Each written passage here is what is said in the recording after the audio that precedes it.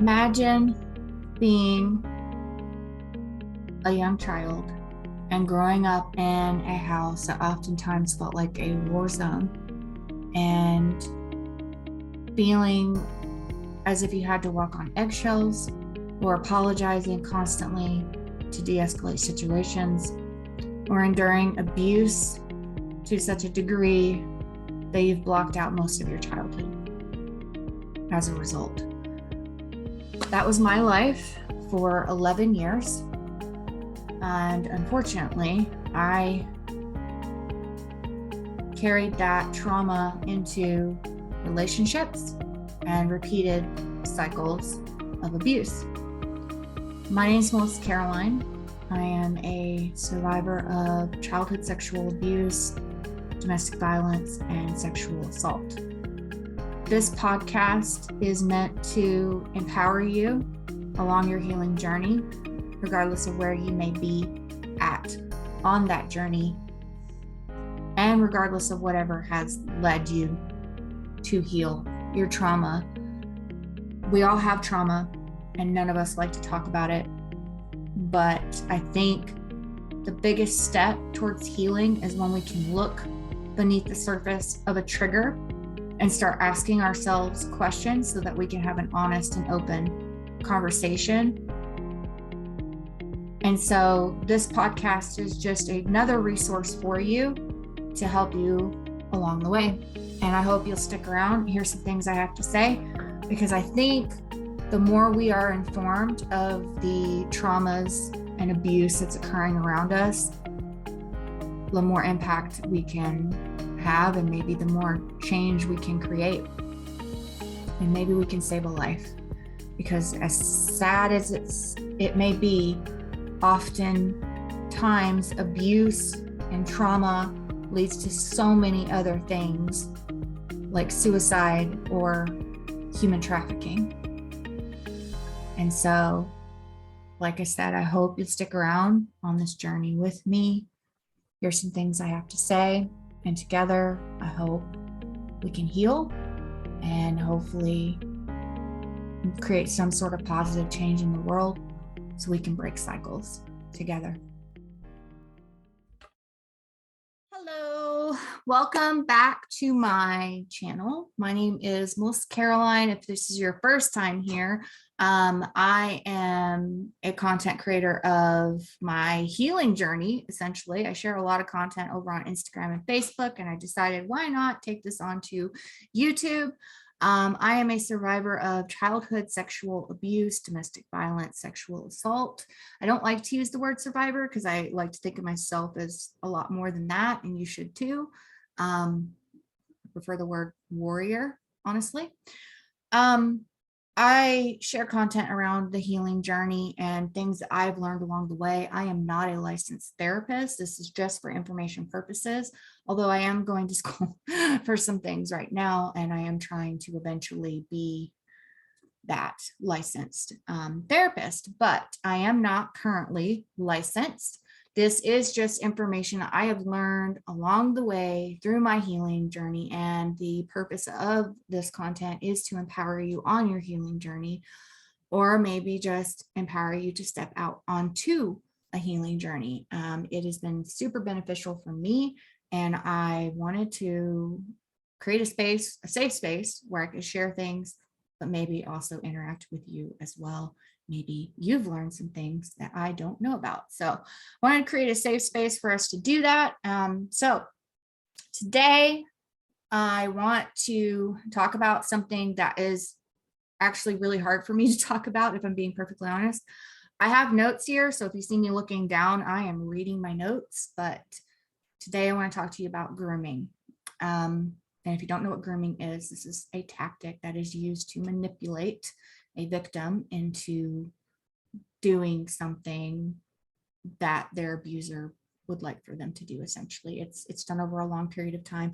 And the reason I'm talking about this is because I feel like that being a parent myself, I feel like it's super important that we understand this whole thing for the simple fact of our kids and knowing the signs and things It's like something my aunt told me a long time ago. She told me, yeah, what happened to you should have never happened to you. However, it's almost like you have a superpower now because your intuition is, what to look for. What the signs are, because you've been through it. And so the other goal with this channel is to kind of give you a superpower in a way where you haven't gone through, if you haven't gone through, hopefully, haven't gone through any of the things that I talk about, that I've gone through. And if you have, I'm sorry that happened to you. But a lot of people haven't. And so the goal is to kind of just, give you a superpower that some of us unfortunately had to get in a rather harsh way.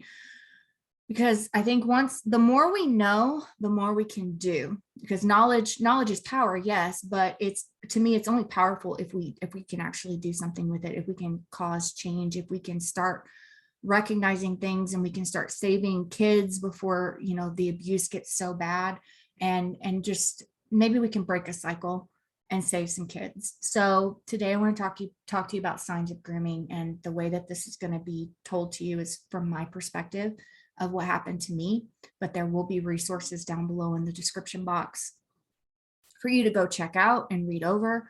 The information that I'm speaking, the information I'll be using is stuff that I've read in these articles, and I will also link, I don't think I've mentioned this before on my channel, but I link my friend's podcast down in the description box as well. It's called Stop Sis.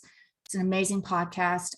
One of the girls that is running that is a trafficking survivor. And so she shares a lot of her perspective and her story. And she actually did an episode on grooming.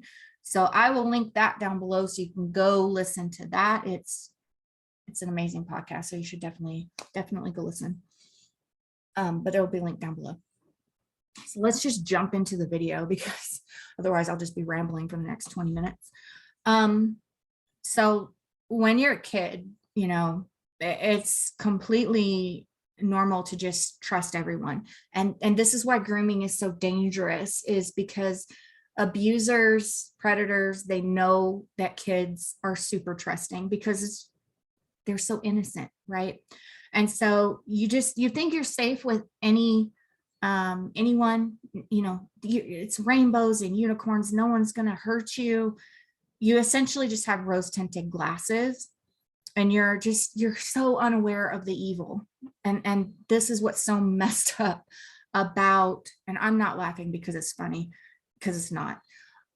I laugh when I'm nervous, but what I'm saying is it's when you're a kid, you have rose tinted glasses and you don't know what evil is. And if you do, the idea that we have of monsters is not what monsters actually are. They don't look like monsters, and we don't know that as kids. So for me, my abuser was a family member, was my stepdad.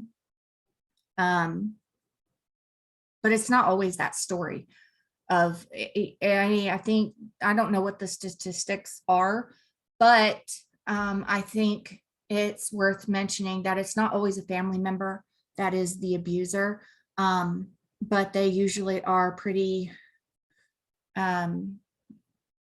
connected with the family unit. Is something to be mentioned. They've got relationships within that family of some kind, so they don't necessarily have to be like part of the family, but they've developed a relationship with that family. And I'm just offering you insight. I'm just going to mention this again, just offering insight how this can happen. There's so many different ways. And like my friend talks about on her podcast, the person that abused and trafficked her was her coach. So it's not a family member. So, grooming it can be done. It's scary because it can be done by just the most, you just would never think the person that's doing it, and because they're so charming. These people are extremely charming, and basically everyone gets fooled by this abuser. It's not, and so that's when we talk about abuse, so like the ripple effect of it. there's more than just one victim when abuse happens. And so the thing, it's just, it impacts everyone. So everyone gets fooled. They're, like I said, very charming. And they don't look like a monster. You would never suspect them unless you have been through it, and you have a very, very good intuition about these things. Some people have picked up on abusers too, just based off of intuition. It's just a feeling. And this has happened to me throughout my life. There's been times when I've been with partners or friends, and I'm just like, someone will approach us and I'm just like, no, I'm not talking to like this person, and trying to walk away. And the person with me is like, what's wrong? And I'm like, no, we're good. Like, I can just feel it. I don't know how to explain it, but it's hard to explain. But this is why we're having this conversation, so that way I can kind of explain to you what grooming looks like. So you maybe can understand. And this also will speak to anyone because grooming doesn't just happen with kids. It can actually happen with adults too. And what's really scary is it happens online as well. So it can happen to anyone at any age, online, offline, doesn't matter. That's why it's important that we have this conversation, because so many people ask the question of, why didn't you just leave? Because I was asked that question. I was asked this question after I left, because I didn't actually move out and get away from my stepdad until 2 months before my 19th birthday. And even then, like, the safety concerns is why I didn't leave. But it was also the grooming aspect of this and the overwhelming fear it's all like, just all of it. And so that's why the other reason why we're talking about this today is because I think it's important for anyone that's not been through it to understand that this can happen to anyone. This is what happens with abusers, and it can happen to adults too. And we have to stop asking questions like, why didn't you just leave? And we have to stop saying things like, I would never let that happen to me, because a lot of people said that same thing, and it happens because the grooming process. Okay. So, and it's very subtle. Okay. But so let's go a little bit further. So let me go backstory again. So I didn't even know that this is what happened to me until my college class. When I was like in my early 20s, I had a psychology 101 class. They brought someone in to talk to us, and I didn't know I honestly didn't even know what grooming was until the gentleman started describing it. I think it was a guy. To be perfectly honest with you, I kind of zoned out for a second, because it was almost as if someone had given me a missing piece of my puzzle, and everything just made sense. And I almost ran out of that class. And it was so hard to listen to, but I forced myself to sit there, because we did an exercise after that was so amazing for me. And I think that was part of what kickstarted me really starting to take a look at my trauma. And so here's, I don't think I said this at the beginning, but there's a lot of things that I talk about in my videos that can be re-traumatizing or triggering for some, especially if you haven't done as much work as I have, or some of us have. And so it's very possible that this topic is going to be triggering for you. So this is my disclaimer that you might want to click off of the video and not watch what I'm about to be discussing. I'm not going to get specific, obviously, there's no need to get specific, but if you are easily triggered, I would click off the video now. So for me, and I think this is so many of us, we think that the abuse that we're going through is normal. We think that this is how it is, like, this is how every kid is treated. This is normal. We don't know that it's not. And I think that happens with some adults too, in some abusive situations. I think in some relationship dynamics, And it's not even just specifically inside that relationship. Some of the people that they're talking to think that this is normal as well. And this is what's so dangerous about not being properly informed about what abuse looks like. Because some of us kind of just think this is just how it is, and it's not. For me, it was just believing every dad was this way, which is a really sad thing, but that's what I thought. And I didn't know it was wrong. I was told this is just how dads love their daughters. It's really messed up. It's also made to seem like it's your fault sometimes too. Your abuser will twist it to make it seem like it's your fault, what's happening to you. How could you let this happen to you or your sibling type of thing? Because I had a sibling, so it was me and my sister that were abused. Or like, there's different things, there's different dynamics for this. So it could look like, how could you let this happen to you and your friend, if this is happening outside of a family. But here, the thing is, it took me a long time too to unravel this and to finally process that it's not our fault what happened to us. It takes a long time for a survivor to accept that, but just in case you needed to hear it again, it's not your fault. So for me too, this is so weird because my parents didn't, they use the TV sometimes as a babysitter, to be perfectly honest with you. And that's not to say that, my mom was a bad parent. My mom was the only good parent I had in that house. But there were times, when we were home with her and she just turned on the TV. And so there were times where I was left alone watching talk shows, which is not something a 8, 9, 10-year-old little girl should be watching, but that's what I was doing. And that's how I found out about how it was wrong. And there was someone on there that was talking about it and they were the way they were acting. And I was like, wait, so this isn't normal? Because I thought this was normal. It's just this whole shattering of your reality. And when you're a kid, you don't know how to process that. And so I didn't know what to do with that. But that's just to kind of just further cement how we just don't understand. So it's the way that grooming is done is very slow. And there's fear tactics that are used as well. But the first thing that is done is they gain a child's trust. And another thing that they do is they say it's our little secret. And so if you have kids, one of the things that and there's questions and things that you can ask, and I will leave those resources down below so you can look them over, as well as the podcast episode, because she mentioned some really good questions in that podcast episode.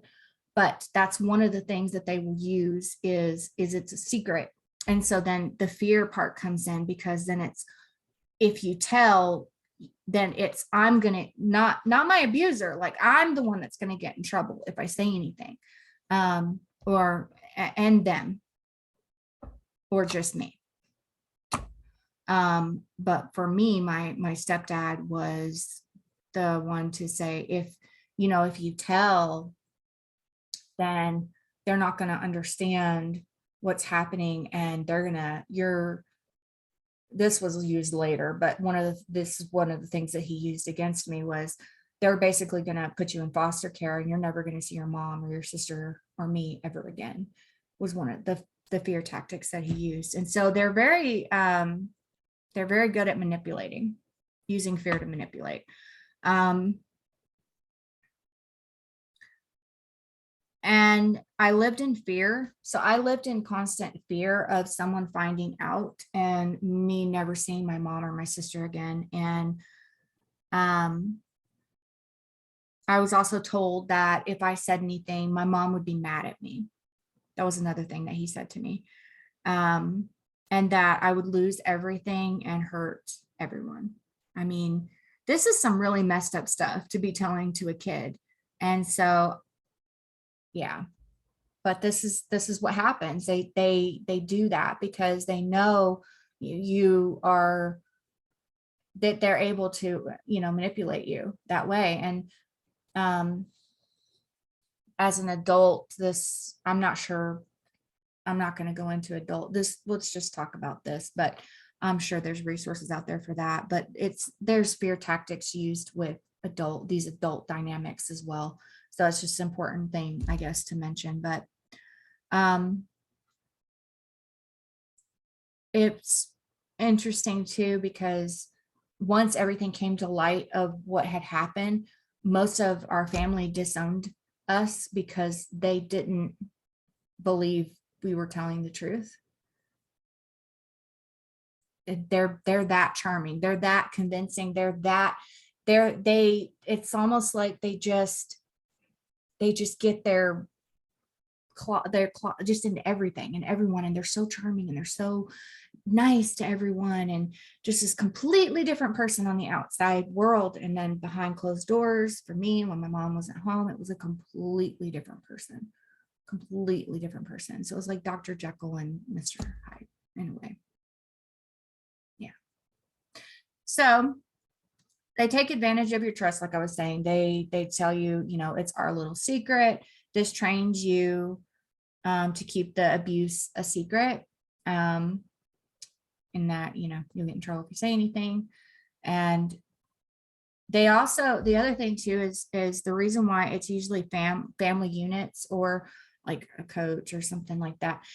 They basically they'll go after a victim that is easy access or vulnerable. This is, again, this is so messed up to say, but this is just psychology. For me, he targeted a single mom with 2 daughters.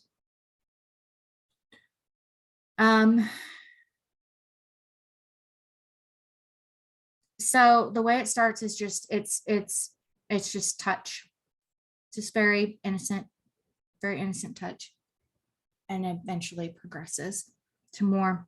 And it'll appear completely harmless at first. You just, and it is, and then it gets increasingly more inappropriate. And they'll bring up things things your kids should not be watching, that they will show that to them, if you know what I mean. I'm not going to say it because it's YouTube, but they will show them things that they should not be watching, if you catch my drift, to basically introduce them to that. And then they use that to manipulate the victim, like, oh, well, if your mom finds out that you watch this, you're going to be in trouble. Okay. Which is what happened to me as well. And so they'll try to make their behavior seem very natural, to avoid raising any sort of suspicion. So they will try to make their behavior seem very natural. And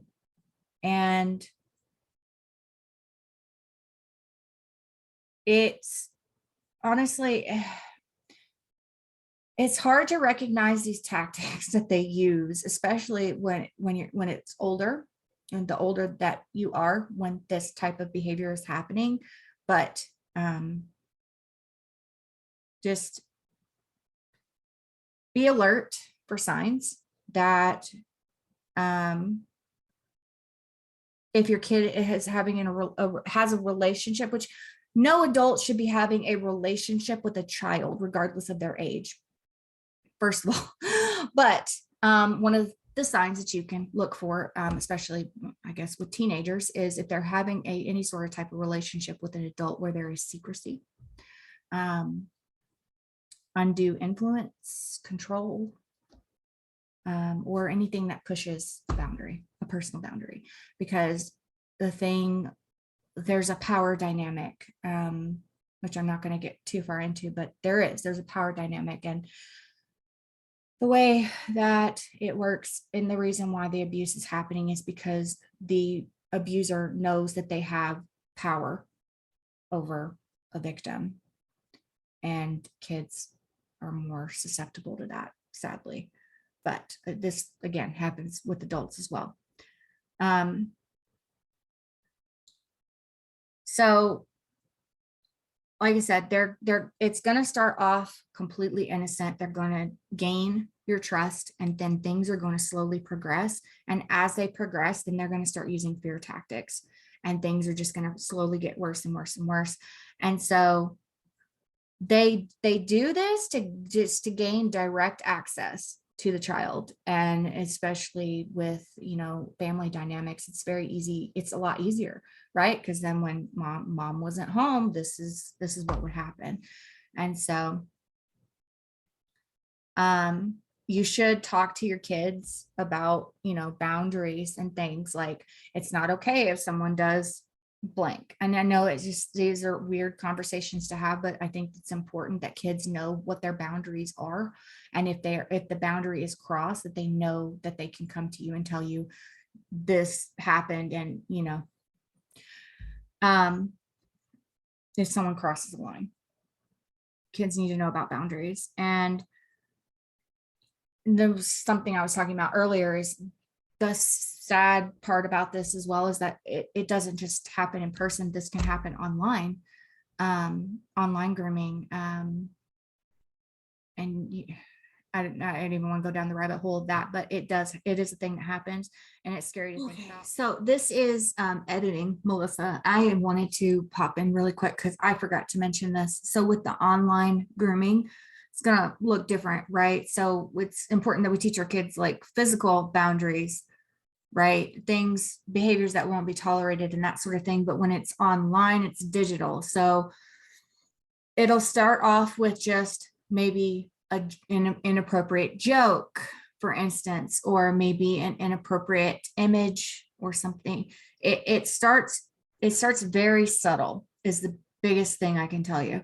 But I think it's important to educate your kids on what is appropriate and inappropriate when it comes to online as well.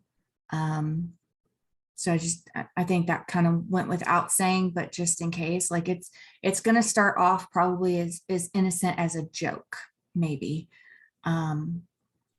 or something else. It's gonna start off very innocent, but it's going to be inappropriate. There's like a thing there. And so I think it's important that you have this conversation with your kids, and especially as they're getting older and online, of how someone should be talking to you. A healthy manner of how someone should be talking to you. And it's not appropriate to be talking about anything that crosses a boundary. And if you have those boundaries in place and your kids know what their boundaries are, then if someone does something, then can more likely address it, or they can end that conversation and tell you what happened, hopefully. So it is a thing that happens, and it's scary to think about, but it's pretty prevalent online. But if we can educate ourselves to learn the signs, we can be better equipped to protect and stop this kind of manipulation before it goes further. Because oftentimes this type of abuse can lead to sex trafficking. Because that's what happened to my friend and so many other women and men. This doesn't just happen to women, this happens to people. And that's what most of us don't even want to be aware of, is the fact that this is happening, that abuse is happening in plain sight. Oftentimes, I can't tell you how many times that I was being touched inappropriately, and he was so good at making it look completely innocent. So good. Like, looking back on it, my mom didn't even know. And I remember her walking in a few times, didn't even face her, she didn't even recognize what was happening. And that's how subtle it is. So you have to be hyper aware of these things, because oftentimes, this didn't happen for me, but oftentimes, and this can happen with boyfriend, girlfriend dynamic, any dynamic, any relationship, within any relationship dynamic. So yes, there are people that are trafficked by their boyfriends. It does happen. And so I think it's just, we need to wake up. And so this is how trafficking starts as well. It can escalate to that point where you are trafficked. This is happening online.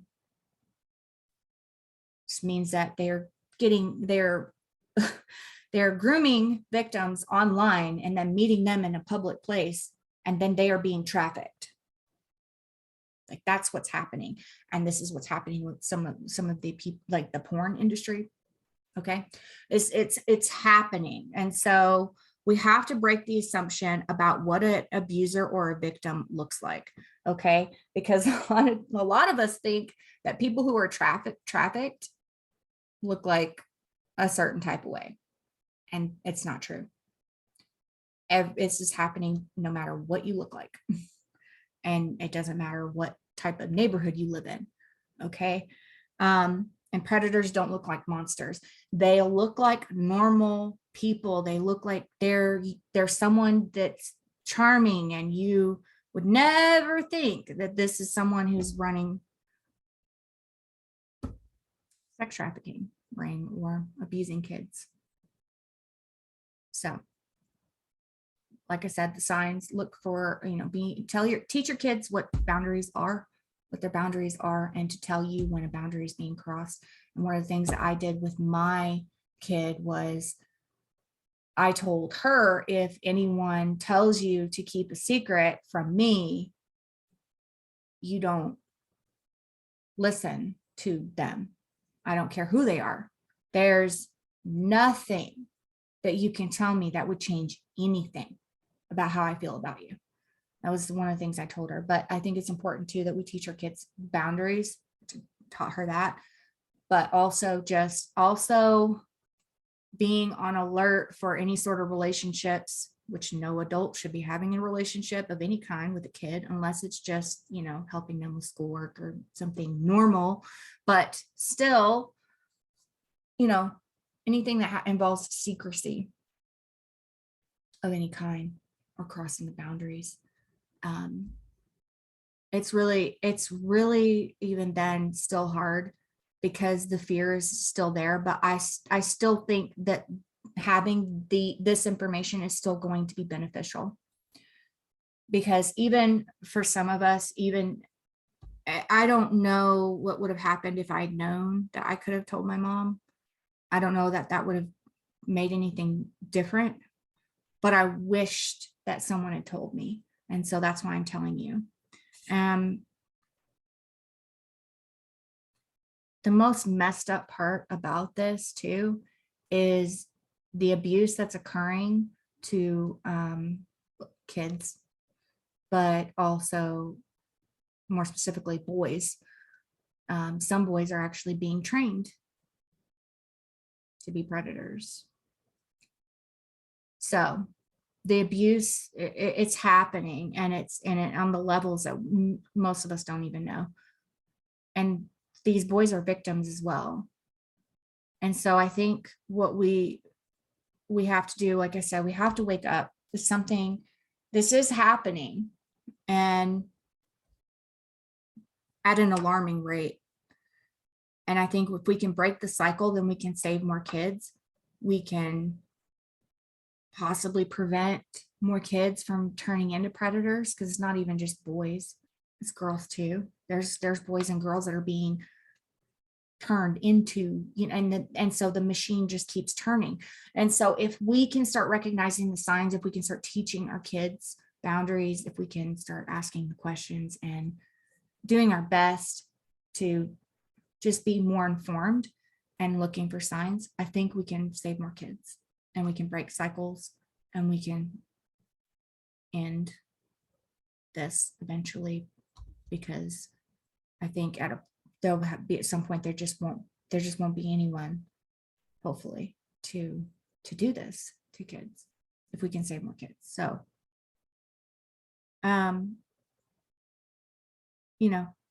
this, it doesn't discriminate is the thing. Like this is happening regardless of whether you live in a nice neighborhood, because a lot of us fall into that trap too. Oh, I live in a nice neighborhood and we have neighbor watch. Okay.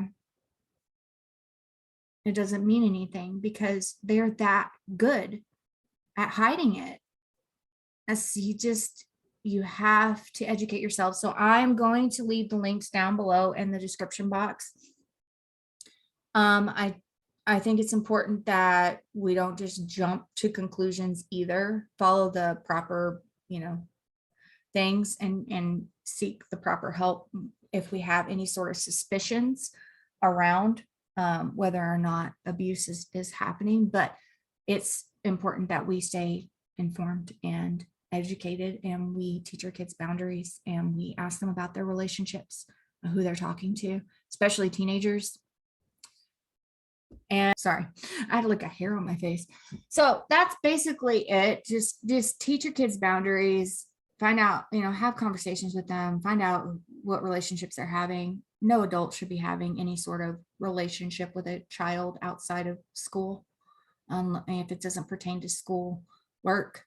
If there's any sort of secrecy there, things that they don't want to talk about, I mean,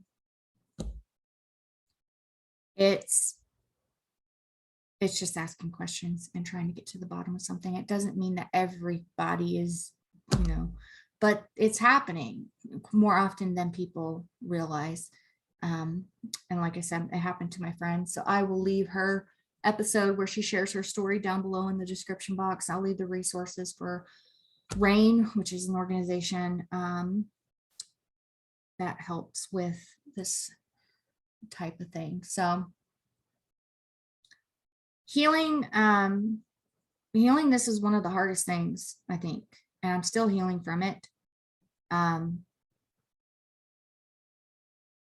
For a while, my intuition was quite foggy because it was traumatized.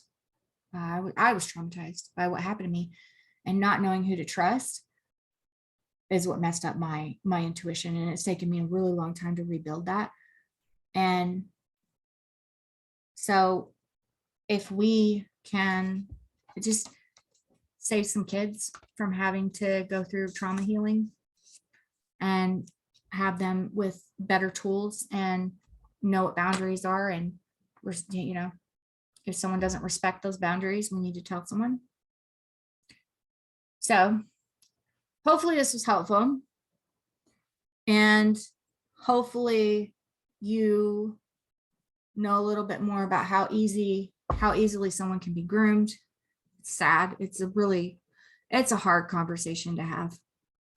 It is, but I think it's important and we need to be aware.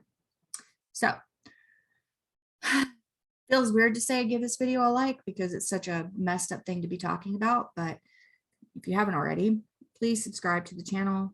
It's a free way to support this channel so I can create more content, so I can educate more people and share more tips and things that I've learned along the way.